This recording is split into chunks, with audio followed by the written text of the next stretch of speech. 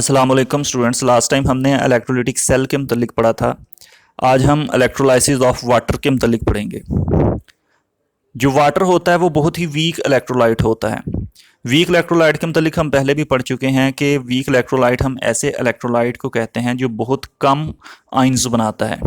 तो वाटर भी जो प्योर वाटर होता है ये बहुत ही कम आयंस बनाता है। उन आयंस की जो कंसनट्रेशन होती है वो 10⁻⁻⁷ मोल पर डीएम क्यूब होती है। तो वाटर जो है ये जब डिकम्पोज होता है तो हाइड्रोजन आयन और हाइड्रोक्सल आयन बनाता है, और हाइड्रोजन और हाइड्रोक्सल आयन की जो कंसनट्रेशन होगी वो 10⁻⁷ मोल पर डीएम क्यूब होती है, जो बहुत ही कम है। अगर आयंस की कंसनट्रेशन कम है तो ये इलेक्ट्रिसिटी भी कम पास करेगा। तो फिर हम क्या करते हैं कि इसकी कंडक्टिविटी इंप्रूव करने के लिए चंद ड्रॉप एसिड के ऐड कर देते हैं। इससे क्या होता है कि जो वाटर की कंडक्टिविटी है, जो करंट को गुजारने की सलाहियत है, वो बढ़ जाती है। अब हम इसकी इलेक्ट्रोलाइसिस को इस एनिमेशन के ज़रिए से समझते हैं। हम उसी तरह से एक टैंक लेते हैं, उस टैंक में इलेक्ट्रोलाइट लेंगे, और अब जो हम इलेक्ट्रोलाइट लेंगे ये होगा वाटर, और बीच में कुछ ड्रॉप्स हमने ऐड किए हैं एसिड के, ताकि उसकी कंडक्टिविटी जो है वो इम्प्रूव कर जाए। उसी तरह से इसमें दो इलेक्ट्रोड होंगे, एक बैटरी होगी। वो इलेक्ट्रोड जिसको बैटरी के नेगेटिव टर्मिनल के साथ कनेक्ट करेंगे उसको हम कैथोड कहेंगे, और वो इलेक्ट्रोड जिसको बैटरी के पॉजिटिव टर्मिनल के साथ कनेक्ट करेंगे इसको हम एनोड कहेंगे। तो वाटर जो है जब ये डिकम्पोज होता है तो हाइड्रोजन आयन बनाता है और हाइड्रोक्सल आयन बनाता है। अगर 4 मोल हों तो 4 मोल ही हमारे पास हाइड्रोक्सल आयन बनेंगे और 4 मोल ही हमारे पास हाइड्रोजन आयन बनेंगे। तो अब डायग्राम में देखें तो यानी इसका मतलब कि हमारे पास जो सोल्यूशन होगा वहाँ पे हमारे पास हाइड्रोक्सल और हाइड्रोजन आयन दोनों मौजूद होंगे।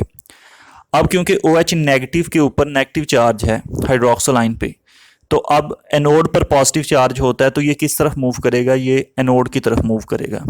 एनोड पर जाके ये वहाँ पर अपने 4 इलेक्ट्रॉन को लूज कर देगा और OH में कन्वर्ट हो जाएगा, 4 OH के एटम्स बन जाएंगे। ये जो 4 इलेक्ट्रॉन होंगे ये वायर के ज़रिए से मूव करेंगे और कैथोड तक पहुँचेंगे।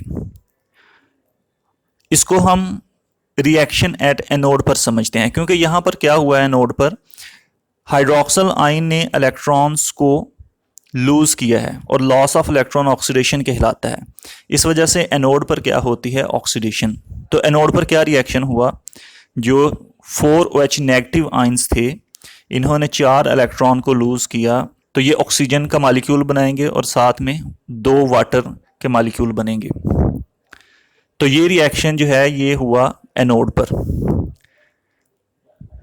फिर क्या होता है कि जो 4 हाइड्रोजन के आयंस होते हैं ये अब क्योंकि इनके ऊपर पॉजिटिव चार्ज होता है तो ये मूव करते हैं कैथोड की तरफ, और कैथोड पर जाके उन 4 इलेक्ट्रॉन को गेन करते हैं और करते हैं 4 हाइड्रोजन के एटम में। तो कैथोड पर क्या रिएक्शन हुआ? कैथोड पर हाइड्रोजन आयन ने 4 इलेक्ट्रॉन को एक्सेप्ट किया, और गेन ऑफ इलेक्ट्रॉन क्या कहलाता है? रिडक्शन। तो इसका मतलब कैथोड पर क्या हो रही है? रिडक्शन। तो रिएक्शंस क्या हुए? 4 हाइड्रोजन के आयन से उन्होंने 4 इलेक्ट्रॉन को गेन किया और कन्वर्ट हो गए 4 हाइड्रोजन के एटम में। ये 4 हाइड्रोजन के एटम जो हैं ये 2 मॉलिक्यूल बना देते हैं हाइड्रोजन गैस के, 2H2 में कन्वर्ट हो जाते हैं। अब इसके बाद ओवरऑल रिएक्शन लिखेंगे। तो ओवरऑल रिएक्शन में क्या होता है कि हम एरो के लेफ्ट साइड और राइट साइड पे जो सेम हमारे पास चीज़ें होती हैं हम उनको कैंसिल कर देते हैं। तो यहाँ पे 4 हाइड्रोजन आयन हैं तो इनको 4 हाइड्रोजन आयन से कैंसिल कर देंगे। 4OH नेगेटिव से कैंसिल हो जाएंगे, 4 इलेक्ट्रॉन से कैंसिल हो जाएंगे। यहाँ पे हमारे पास 4 वाटर के मॉलिक्यूल हैं और एरो के राइट साइड पे हमारे पास 2 वाटर के मॉलिक्यूल हैं। तो यानी जो लेफ्ट साइड पे हमारे पास 2 वाटर के मॉलिक्यूल बचेंगे। तो ओवरऑल रिएक्शन में हम क्या लिखेंगे कि 2 वाटर के मॉलिक्यूल, और एरो के राइट साइड पर हमारे पास क्या बचा? O2 plus 2H2। तो ये जो है ओवरऑल रिएक्शन है। तो जब हम वाटर की इलेक्ट्रोलाइसिस करते हैं तो हमारे पास ऑक्सीजन बनती है और हाइड्रोजन गैस बनती है। ऑक्सीजन गैस एनोड पर हमें मिलती है और कैथोड पर हमारे पास हाइड्रोजन गैस हासिल होती है। तो ये इलेक्ट्रोलाइसिस ऑफ वाटर है, इंपॉर्टेंट क्वेश्चन है, इसको अच्छी तरह से याद करें। Thank you.